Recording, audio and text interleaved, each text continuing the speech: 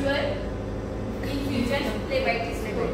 ठीक आहे, यालाच आपण शॉर्ट फॉर्म मध्ये PIVA किंवा VIP स्कोर असे म्हणतात. P for peripheral, peripheral visual, पुढे इन्फ्युजन फ्लेबायटिस कोर. ठीक आहे, प्रत्येक गोष्टीसाठी एक मेजरमेंट असतं, हो की नाही. आता सपोज पेशंटला हे आहे बेड सोर आहे, तर तो बेड सोर आपण कशामध्ये मेजर करतो? ब्रॅडन स्केलने मेजर करतो, की आपल्याला त्याची सिव्हिअरिटी कळते, हो की नाही. आणि त्याप्रमाणे आपण पेशंटला मग पोझिशन देणं, एअर मॅट्रेस टाकणं, ह्या सगळ्या ड्रेसिंग करणं, हे आपण त्या वाईज आपण का, कारण की तुम्ही स्केल यूज केली, स्केल यूज करून तुम्हाला समजलं की ह्या स्कोर किती येतोय, हो की नाही. तसं आपल्याला आपला जो पेरिफेरल लाईन आहे त्याची पण स्केल असते, त्याला बोलतात VIP स्केल. ठीक आहे, त्याच्या वाईज आपण पेशंटचं कॅन्युलर साईड हेल्दी आहे किंवा त्या रिमूव्ह करण्याची गरज आहे, त्यावरून आपण असेसमेंट करून तो रिमूव्ह करतो. ठीक आहे, तर याच्यासाठी वेगवेगळे पॉईंट्स आहेत की जसं तुमच्या नर्सिंग असेसमेंट चार्ट मध्ये आहेच VIP स्कोर, हो की नाही. किती पर्यंत स्कोर आहे? 0 to 5. 0 to 5 पर्यंत. 0 मीन्स नो पेन, काहीच नाही, म्हणजे त्या ठिकाणी असं पेशंटला पेनफुल नाहीये, एकदम हेल्दी साईड आहे. आणि जेव्हा 5 स्कोर येतो तेव्हा स्वेलिंग असतं, फ्लेबायटिस स्कोर प्लस पायरेन्सी, पेशंटला फीवर आलेला असतो. ठीक आहे, त्याच्या प्रत्येक स्कोर वाईज त्याचे जे काय काय सिम्पटम्स आहेत ते त्याच्यामध्ये ऍड केलेले आहेत. त्याच्यावरती ना मी गुगल फॉर्म केलाय, त्याच्यात आपल्याला काय काय फिल करायचं हे तुम्हाला सांगते.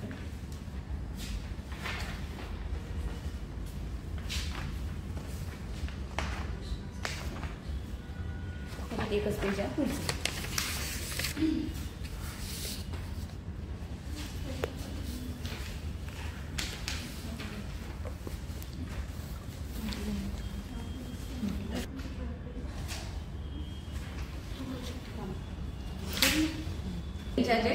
जिथे पेशंट कमी मी तिथे कोणत्याही स्टाफला सांगू शकते, त्यामुळे मी कोणत्याही स्टाफला सांगणार, कारण की समीक्षाच्या फ्लोरचं कशाला सांगेल इथे स्कोर आहे आमच्याकडे 4 म्हणून, बरोबर आहे ना. तर हे ऑडिट आपण कसं करणार? क्रॉस वॉर्ड, किंवा आता सपोज दादा सिस्टर आहेत त्यांना सांगेल जर सेकंड फ्लोरचे सगळे ICU म्हणजे सगळे हे, त्यांना काही एक काम वाढवलं असं नाही की त्यामधून आपण शिकतो, हो की नाही. असेसमेंट करायला मी रोज राऊंड मध्ये सगळ्यांचे बघेल, मला बघण्यात काही नाही, पण जेव्हा स्टाफ आपण स्वतः म्हणजे नाही का दुसऱ्यांचं ऑडिट करतो मीन्स त्यांच्या चुका काढणं, असं नाही की चुका काढून त्यांना बोलायचंच आहे असं नाही, तर आपल्याला चुका आयडेंटिफाय करून जे काही तुमच्या लॅक्युनेज आहेत ते आपल्याला आयडेंटिफाय करून ते सॉल्व्ह करायचे, त्यावरती आपल्याला सगळ्यांना गायडन्स द्यायचा. ठीक आहे, तर आपण the VIP scale for evaluation of phlebitis, तर हा एक गुगल फॉर्म असेल, मी सगळ्यांना लिंक शेअर करेन. त्याच्यामध्ये पहिला पॉईंट काय आहे आपला? पहिला आहे पेशंट नेम. जे काही तुमच्या हॉस्पिटलला पेशंट आहे, तुम्ही ज्या पेशंटचा इंटरनेट तुम्ही चेक करताय, कॅन्युलर चेक करताय, तर त्या पेशंटचं नाव टाकायचंय. ठीक आहे, त्यानंतर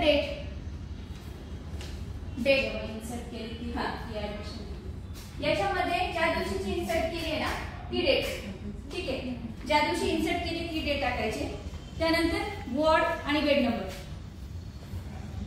आता 4th फ्लोअर टाकला तरी पण त्याच्यामध्ये मेल आहे फिमेल आहे. ठीक आहे, तर त्याच्यामध्ये किंवा फ्लोअर वाईज जरी आपल्याला बेड नंबर टाकायचा आहे. नंतर वरची जी डेट आहे ना, ज्या दिवशी तुम्ही ऑब्झर्व करताय, ज्या दिवशी ऑडिट करतोय आपण, त्या दिवशीची ती डेट असेल. आणि 4th नंबरला आहे date of insertion of PVC means peripheral venous catheter. ठीक आहे, नंतर आहे 5th पॉइंट आहे प्लेस वेअर PVC इन्सर्टेड. आपल्याकडे आयडियली काय होतं, आपल्याला सगळे ऍडमिशन कॅज्युअल्टीतूनच येतात, म्हणजे इमर्जन्सी डिपार्टमेंटमधून, हो की नाही. बऱ्याचदा वॉर्ड टू वॉर्ड ट्रान्सआउट असतं. सपोज ICUचा पेशंट आहे, ती आता 2nd फ्लोअरला शिफ्ट केली, हो की नाही. मग त्यावेळेस बऱ्याचदा काय होतं, जरी इमर्जन्सी डिपार्टमेंटमधून लावून आलेला असला तरी पण तुमच्याकडे कॅन्युला रिमूव्ह केलेला असतो, तुम्ही रिइन्सर्ट केलेला असतो. फक्त याच्यावरती एवढंच आहे की आपण डेट तर टाकतोच, तर त्याच्या खाली तुमचं नाव नाही, तुमचं एम्प्लॉय ID टाकायचं. एम्प्लॉय ID कशासाठी? फक्त आपल्याला कळावं तुम्ही टाकलं याच्यासाठी नाही. सपोज 418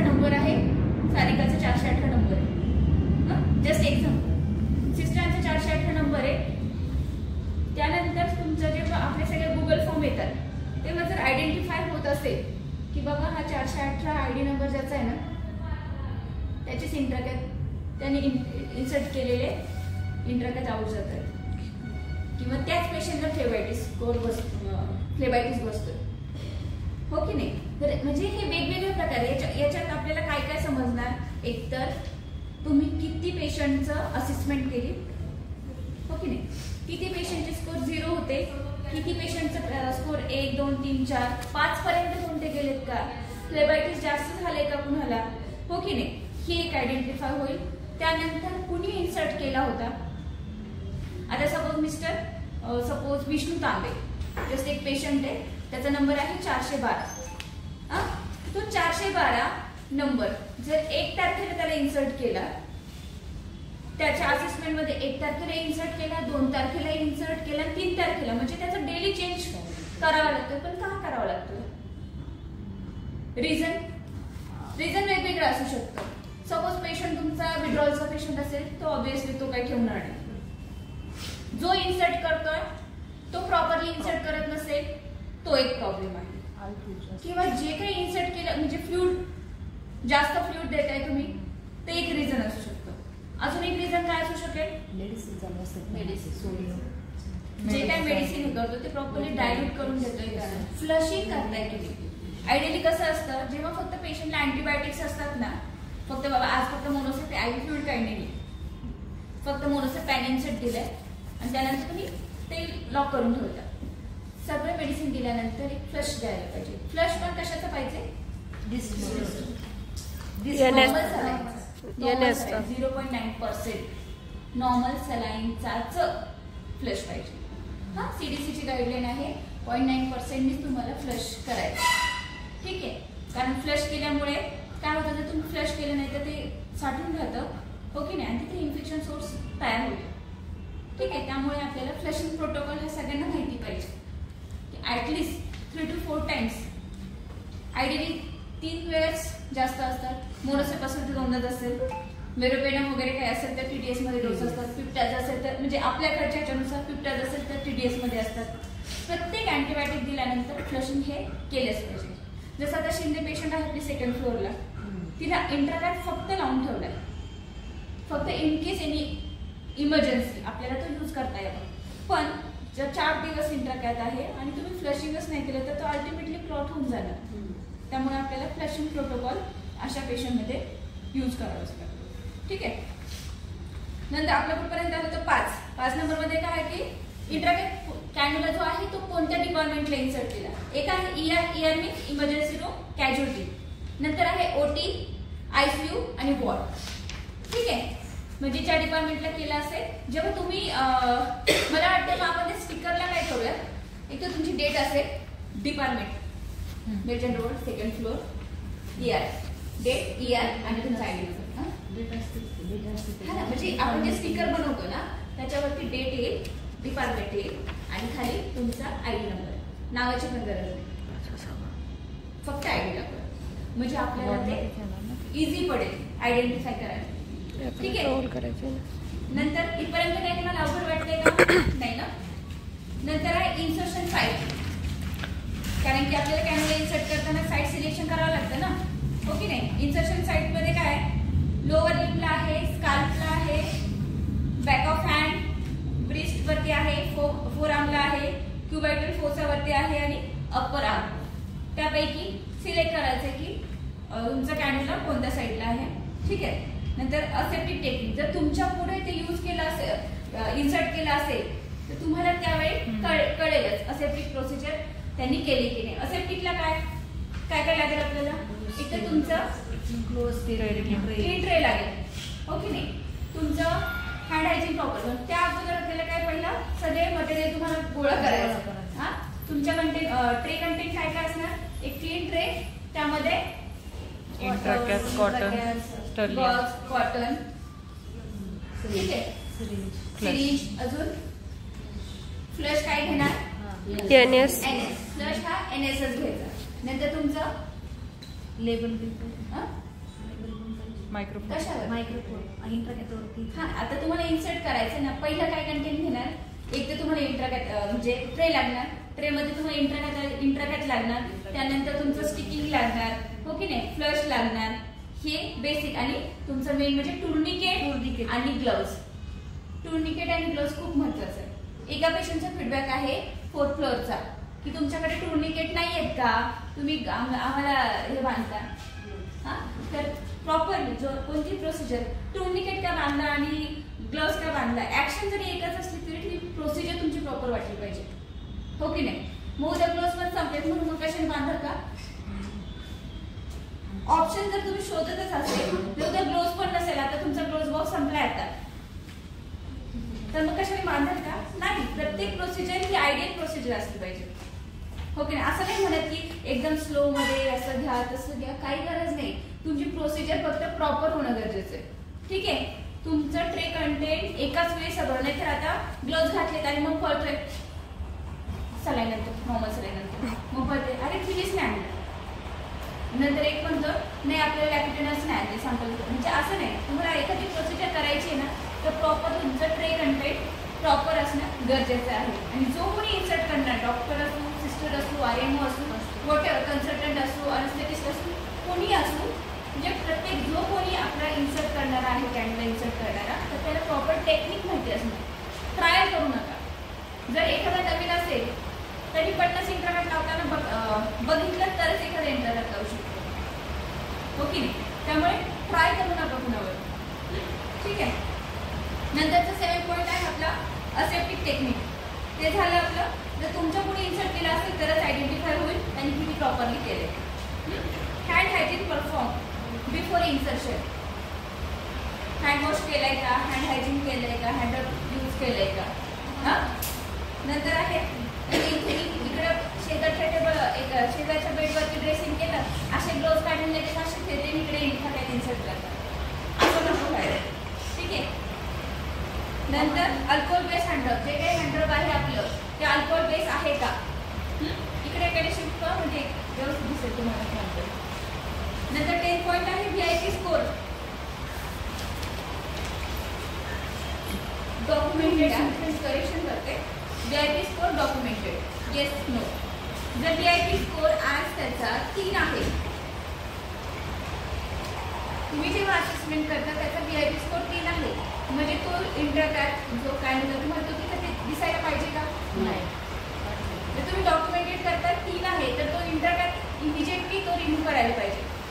3 स्कोर होईपर्यंत ठेवायची गरजच नाही, ठीक आहे. त्यामुळे नर्सिंग असेसमेंटमध्ये आपण का असेस करतो की टू प्रिव्हेंट फ्लेबायटिस.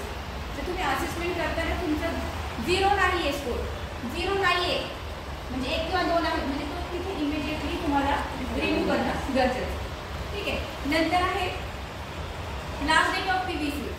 आता जर तुम्ही इंटरकॅट 1 तारखेला इन्सर्ट केलं म्हणजे तो 4 तारखेला तुमचा रिमूव्ह व्हायला पाहिजे. 3 डेज आपल्या पॉलिसीनुसार काय आहे की आपण 3 डेज कॅन्युला ठेवतो, 3 डेज कॅलेंडर डेज बघा, असंच आपण हे करतो कारण की ॲडमिशन कधी येतं, ठीक आहे. नंतर आहे reason for removal. Reason for removal त्याच्यामध्ये काय आहे, ॲज पर हॉस्पिटल प्रोटोकॉल. फ्लेबायटिस कोण होता, काही नव्हतं, काही त्याला सिम्पटम्स नव्हते, तरी पण आपण ॲज अ हॉस्पिटल प्रोटोकॉल म्हणून आपण रिमूव्ह करतो. सेकंड काय असतं, no longer requirement for medical management. Example तुमचा LSSचा पेशंट असतो, 3ऱ्या दिवसानंतर आपण त्याला टॅब्लेटवर शिफ्ट करतो, तेव्हा ती ओरली घेऊ शकते, सगळंच म्हणजे डाएट वगैरे सगळं फुल असतं तिला, तेव्हा गरज असते का तिला नाही. तर आपण त्या पेशंटमध्ये हे मेन्शन करू शकतो, no longer requirement for medical management. नंतर 3रं अननोन, कुणालाच माहिती नाही, रेजरच नाही दिलं कुठं. नंतर आहे माल फंक्शनिंग कॅथेटर. म्हणजे माल फंक्शनिंग म्हणजे तेच आपण आउट गेलं. नंतर फ्लेबायटिस दिसतोय बाबा, स्कोर त्याचं जास्त आहे. नंतर एक्झिट साईट इन्फेक्शन, ज्या साईडला इन्फेक्शन आहे त्या साईडला तुम्ही इन्सर्ट केलं. किंवा बऱ्याचशा केसेसमध्ये काय होतं की पेशंटला पॅरालिसिस असतं आणि इमर्जन्सीमध्ये ते का त्या साईडला येतं. किंवा सपोज एखाद्या पेशंटचं सिलेब्रेसची हिस्ट्री आहे, तिचं म्हणजे हे केलं असेल, ऑपरेट वगैरे केलं, तर अशा पेशंट आपण त्या साईडला लावत नाही. त्यामुळं नेहमी पेशंटची हिस्ट्री घेणं गरजेचं आहे. आला पेशंट येऊ द्या इंटरकॅटमध्ये त्याची, तर बिफोर इन्सर्शन आपल्याला त्याची हिस्ट्री घेणं पण खूप महत्त्वाचं. पेशंट कसला आहे, डायग्नोसिस काय आहे का, प्रिव्हियस हिस्ट्री काय आहे का, ओके नाही, ते घेणं खूप गरजेचं. नंतर आहे if reason for removal was phlebitis, what was phlebitis score. जर तुमचा कॅन्युला रिमूव्ह करण्याचं रिझल्ट जर फ्लेबायटिस असेल तर त्यावेळी मग फ्लेबायटिस स्कोर किती होता. बऱ्याचदा असं होतं ना की आत्ताच इंट्राकॅट रिमूव्ह केला असं तुम्ही म्हणता, असं म्हणतो, पण का रिमूव्ह केला, मग त्याचा फ्लेबायटिस स्कोर किती होता. आपण म्हणतो ना की होतं की होतं, तर हे तुम्ही असेसमेंट करूनच ठरवता ना. मनाला वाटलं नाही आज त्याला आम्ही 5 स्कोर देऊन टाकणार, आपल्या मनावर काही नाही. तुम्ही असेसमेंट केल्यानंतर त्याचा आयडियल स्कोर किती येतो त्यावरती ते डिपेंड आहे. हां, किंवा आज ज्यादा सिस्टरना मूड आला की बाबा आज सगळ्यांच्या इंट्राकॅट रिमूव्ह करून ठेवते, मला काही काम नाही, तर तसं जमणार नाही. पेशंटच्या इंट्राकॅट साईडची म्हणजे कॅन्युलर साईडचे असेसमेंट केल्यानंतरच तुम्हाला आयडेंटिफाय करायचं पेशंटला काही सिम्पटम्स आहे का फ्लेबायटिसचे, पेशंटचा स्कोर किती होता आणि आपल्याला तो कॅन्युला तुमचा कंटिन्यू ठेवायचा आहे की रिमूव्ह करायचा आहे हे त्याच्यावर ठरेल. समजलं. तर आपल्या याच्यामध्ये आपला VIP स्कोर आहे, ते काय आपल्याला चालेल 1 to 5 पर्यंत VIP स्कोर असतो. 0 मीन्स हेल्दी साईड असते, कोणतीही फ्लेबायटिसचे सिम्पटम्स दिसत नाही. नंतर जर 1 म्हटलं तर 1 मध्ये काय असतं, पेन असतं, ओके नाही, स्लाइटली पेन किंवा मग स्लाइटली रेडनेस, एक छोटासा डॉट किंवा छोटीशी म्हणजे सुरुवात व्हायला लागते की तिथे रेडनेस यायला लागतो, ओके नाही. समजतंय का. त्याच्यासाठी काय आपण म्हणतो ठीक आहे थोडं ऑब्झर्व करा, आपण काय ग्राउंडला पण असलं ठीक आहे थोडं ऑब्झर्व करा, पण वाटलं तर रिमूव्ह करून टाका, ठीक आहे. नंतर सेकंड जे असतं तर त्याच्यामध्ये काय असतं, पेन ॲट IV साईड आणि रेडनेस. नंतर याच्यामध्ये काय अर्ली स्टेज ऑफ फ्लेबायटिस, त्यासाठी आपल्याला काय करायचं, रिसाईड कॅन्युला म्हणजे तो रिमूव्ह करा आणि दुसऱ्या साईडला इन्सर्ट करा. त्यानंतर आहे T मध्ये काय आहे, all the following are evident, म्हणजे त्याच्यामध्ये पेन असते पेशंटला, रेडनेस अराउंड साईड आणि स्वेलिंग. जेवढे सिम्पटम्स तेवढे स्कोर, शॉर्टमध्ये सांगायचं झालं तर जेवढे सिम्पटम्स तेवढा स्कोर. याच्यामध्ये काय आहे, पेशंटला कॅन्युलर साईड पेन आहे, स्वेलिंग आहे, ओके ना, आणि रेडनेस आहे. स्कोर किती झाला 3. अशा वेळी काय करायचं आपल्याला, या वेळेस पण रिसाईड कॅन्युला म्हणजे आयडियली 3 पर्यंत स्कोर जाईपर्यंत वाटच नाही पाहिजे, बरोबर. त्याच्यामध्ये तुम्हाला कॅन्युला रिमूव्ह करा, नंतर पेशंटला तुम्ही हे करता ना मॅक्सल ड्रेसिंग करता किंवा थंबो ऑइंटमेंट देता. एवढं करण्यापेक्षा जेव्हा तुम्हाला वाटतं याचा नंबर 1 आहे किंवा 2 आहे, 2 जर असेल तर तेव्हा तुम्ही मला तो कॅन्युला रिमूव्ह करायचा आणि तुम्हाला रिसाईड करायचं आहे, दुसऱ्या साईडला तुम्हाला तो इन्सर्ट करायचा आहे.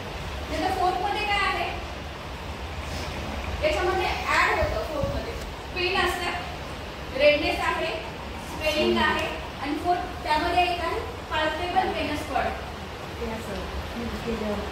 जेव्हा तुम्ही दिसतंय ना जसं की कुठे गेलं समीक्षा त्या बाबांचं कसं आहे पूर्ण रेडनेस होतं आणि टेंडरनेस होतं पूर्ण.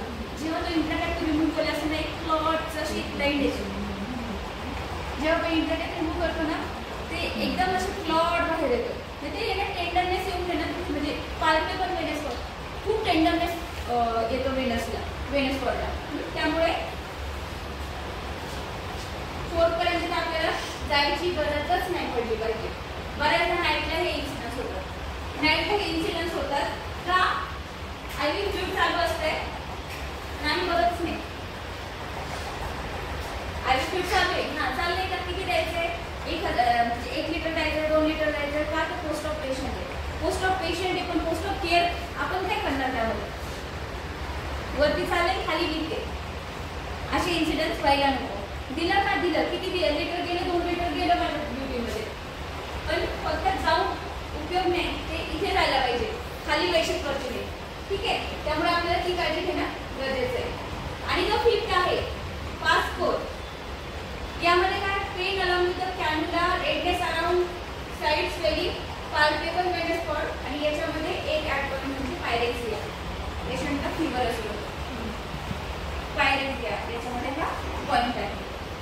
पायरेक्झिया मीन्स फिवर. सगळ्यांना आवड गेले ना पायरेक्झिया? नक्की.